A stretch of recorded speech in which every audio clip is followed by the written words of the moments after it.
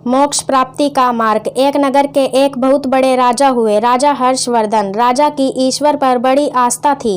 राजा के पूर्वजों से यह बात चली आ रही थी कि उनके सभी पूर्वजों ने भक्ति का मार्ग अपनाकर मोक्ष प्राप्त किया है। मात्र एक ईश्वर भक्ति जैसा पुण्य कर्म करके मोक्ष को प्राप्त किया जा सकता है।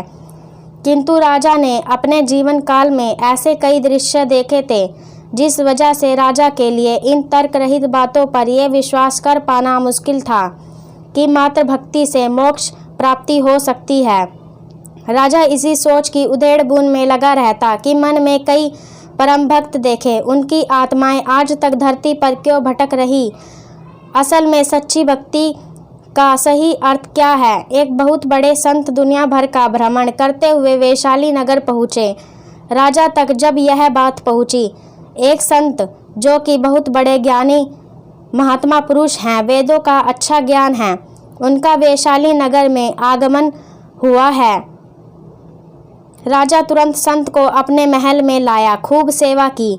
संत ने राजा से पूछा कि किसी बात को लेकर चिंतित हो। राजन, यदि कोई सवाल है मन में तो पूछ लो।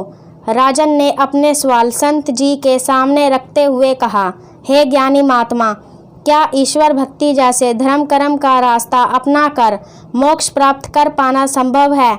ज्ञानी संत ने उत्तर दिया, हे राजन, अगर हम सीधे तौर पर आपके प्रश्न का उत्तर दें तो आप उस उत्तर से कदाचित संतुष्टि प्राप्त नहीं कर पाओगे। सच्ची ईश्वर की भक्ति से मोक्ष प्राप्ति होती है। इस कथन में कितनी सत्यता है, यह जानने के लिए आपको संपूर्ण ईश्वर भक्ति को विस्तार से समझना होगा, क्योंकि संपूर्ण ईश्वर भक्ति ही आपको मोक्ष के द्वार तक लेकर जाती है और संपूर्ण ईश्वर भक्ति का आधार है पुण्य कर्म। जितना अधिक आप पुण्य कर्म करोगे, आपके मोक्ष प्राप्ति का मार्ग उतना ही आसान होता चला जाएगा। मोक्ष प्राप्ति का इतना सहज नहीं, इसके लिए मन और इंद्रियों पर नियंत्रण रखना अति आवश्यक है। मोक्ष प्राप्ति का पहला नियम यही है, अपने लोभ मोह वासना घृणा ईर्ष्या क्रोध जैसे सभी विकारों पर विजय प्राप्त करना, ताकि धर्म कर्म के मार्ग पर यह आपके लिए बाधा उत्पन्न न करे। हे राजन, हर कर्म धर्म हो सकता है किंतु हर कर्म धर्म नहीं हो सकता। पुण्य कर्म करते समय तुम्हें धर्म कर्म दोनों को साथ लेकर चलना होगा। तुम्हारे द्वारा किए जाने वाली किसी भी प्रकार की क्रियाओं से किसी भी मनुष्य एवं जीव जंतुओं को हानि ना पहुँचे। राजन ने सवाल किया कि पुण्य कर्म क्या होते हैं। संत ने उत्तर दिया, जब इंसान अपने किसी भी स्वार्थ की वजह से किसी की मदद करता है तो यह एक साधारण कर्म में है। जब मनुष्य निस्वार्थ भाव से अपने या अपनों के लिए, जैसे कोई भी जान पहचान वाले के लिए सेवा मदद करता है तो वह कर्म एक सद्कर्म कहलाता है।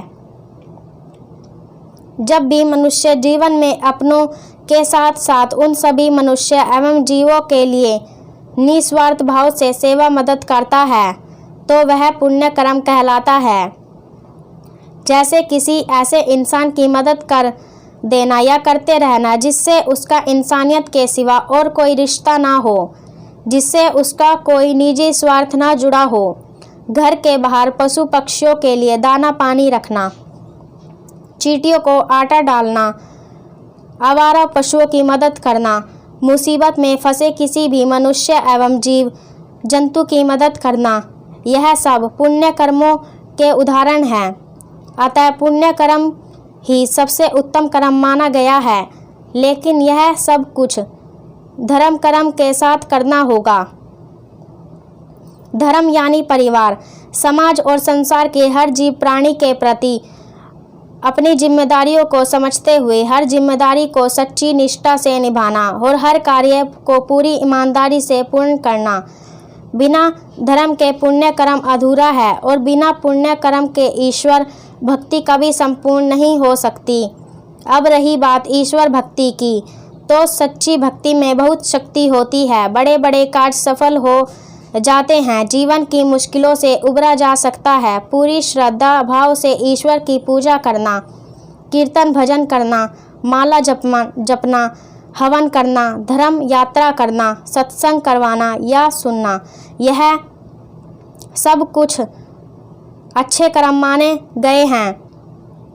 ईश्वर की ऐसी भक्ति करने से जीवन में सुख, सुकून, समृद्धि की प्राप्ति होती है, जीवन मंगलमय हो जाता है। यानी भक्ति से बहुत कुछ प्राप्त किया जा सकता है, लेकिन मोक्ष और अमरता नहीं। लेकिन मोक्ष का रास्ता इसी भक्ति से होकर ही निकलता है, क्योंकि हर वक्त ईश्वर की भक्ति में डूब रहने वाला इंसान अध्यात्म ज्ञान की प्राप्ति करने लगता है। अध्यात्म ज्ञान इंसान को बुरे कर्म और अधर्म करने से रोकती है, जिस वजह से मनुष्य के मन में सकारात्मक विचारों का ही जन्म होता है, जिससे वह पुण्य कर्मों की ओर अग्रसर होता है। पूरी श्रद्धा भाव से ईश्वर की पूजा करना, कीर्तन भजन करना, माला जपना, हवन करना, धर्म यात्रा करना, सत्संग करवाना या सुनना, यह सब पूर्णतः ईश्वर की भक्ति नहीं। अतः कोई भक्ति भी तब तक पुण्य कर्म की श्रेणी में नहीं गिनी जा सकती जब तक वो निस्वार्थ भाव से की जाए। जबकि ईश्वर की सच्ची भक्ति सिर्फ यही तक सीमित नहीं होती, बल्कि भूखे को खाना खिलाना, प्यासे को पानी पिलाना से लेकर हर पुण्य कर्म करना ही संपूर्ण ईश्वर की भक्ति कहलाता है। इंसानियत को ताव पर रखकर भक्ति करना, ये स्वयं भक्ति का अपमान है। यदि आप ऐसा कर रहे हैं तो आप भक्ति का सही अर्थ नहीं समझ पाए। सच्ची भक्ति इंसानियत से परे नहीं। यदि आपके अंदर निस्वार्थ सेवा के भाव तक नहीं, तो आप अब तक सच्ची भक्ति के ज्ञान से अपरिचित हैं और कोसों दूर हैं। बिना दान पुण्य और पुण्य कर्मों के ईश्वर भक्ति कभी संपूर्ण नहीं हो सकती। सोच कर देखो, कोई भूखा प्यासा आपके द्वार से वापस लौट जाए, या फिर मंदिर की सीढ़ियों पर बैठे भूखे गरीब लोग आपकी ओर देखते रहें और आप उन्हें नज़रअंदाज करके मंदिर में ईश्वर को भोग लगाते फिरें, तो क्या फ़ायदा? ऐसे धर्म कर्म का, ऐसी भक्ति का सब व्यर्थ है। यानी धर्म की संपूर्णता पूर्ण कर्म के बिना अधूरी है। जीवन दो कर्म से मिलकर बनती है, संपूर्णता सद्कर्म और पुण्य कर्म। जब तक आप जीवन में कोई अच्छा कर्म स्वयं नहीं कर लिए हैं, अपने सगे संबंधियों के लिए कर रहे हैं, जैसे पारिवारिक जिम्मेदारियों को ईमानदारी से निभाना, तो यह सद्कर्म है। ईश्वर की भक्ति करना इत्यादि वही अगर आप समाज के प्रति जिम्मेदारियों को ईमानदारी से निभा रहे हो, निस्वार्थ भाव से किसी की मदद कर रहे हो, पशु पक्षियों की सेवा व दया भाव प्रेम रखते हो, दान पुण्य करते हो, तो यह गुण पुण्य कर्मों की श्रेणी में गिने गए हैं। सच कहें तो यह सब भी ईश्वर की भक्ति करने के समान ही है। राजा को संत की सारी बात अब समझ आ चुकी थी। उस दिन से राजा पुण्य कर्म कमाने के लिए धर्म कर्म से जुट गया, यानी संपूर्ण ईश्वर भक्ति करने लगा। दोस्तों, उम्मीद करती हूँ आपको धार्मिक कथा मोक्ष प्राप्ति का मार्ग में यह समझ गए होंगे कि मोक्ष कैसे प्राप्त किया जा सकता है।